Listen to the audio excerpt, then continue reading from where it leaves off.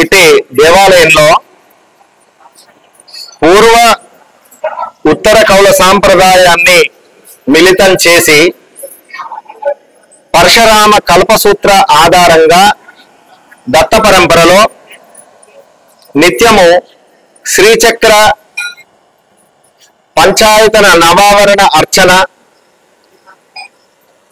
కార్యక్రమాలు చతుషష్ఠి ఉపచారాల చేత లలితా త్రిపుర సుందరికి అమ్మవారికి రాజ్యశ్యామల వారాహి కామాఖ్య దేవి దేవాలయంలో నిత్యము అభిషేక అర్చన కైంకర్యాలు జరుగుతూ ఉంటాయి.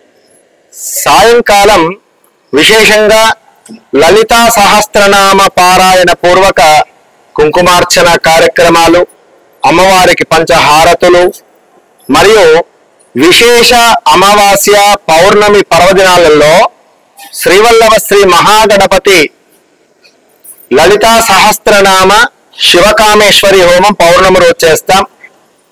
మరియు అమావాస్య పర్వదినం రోజు శ్రీవల్లభ శ్రీ మహాగణపతి శ్రీచక్ర నవావరణ పరివార దేవత సహిత దశమహావిద్య కామాఖ్య హోమం జరుగుతుంది. వచ్చిన భక్తులకు అందరికీ కూడా నిత్యాన్న ప్రసాదం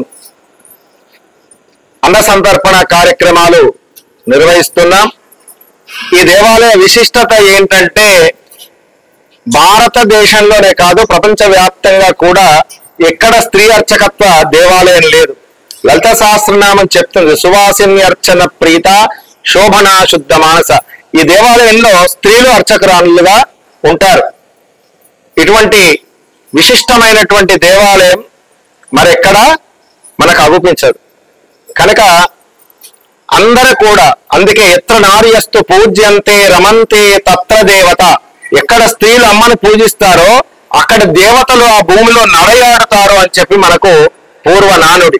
కాబట్టి ఈ దేవాలయం అంతా కూడా పూర్తి శాక్తేయ సాంప్రదాయంతో ఇక్కడ పూజలు యజ్ఞాలు కైంకర్యాలన్నీ చేస్తారు.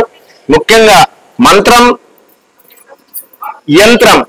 నోటితో చెప్తాం. యంత్రము ఒక రేఖ పైన గాని ఈ విధంగా రూపంలో, మరియు తాంత్రికం అంటే తనువు శరీరంతో క్రియ చేసేటటువంటి మంత్ర యంత్ర తంత్ర స్వరూపిణి లలితాంబిక కనుక ఇక్కడ 3 విధాలుగా పూజలు యజ్ఞాలు ఆచరించడం జరుగుతుంది.